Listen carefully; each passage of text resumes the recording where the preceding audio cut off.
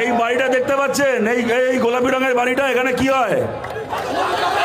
কি হয় এখানে? শুনতে পাচ্ছি না, জোরে বলুন। মধুচক্র চলে তো এই গোলাপি রঙের বাড়িটায়? হ্যাঁ, এই বাড়িটার মালিক কে? হ্যাঁ, কার মধুচক্র চলে এখানে?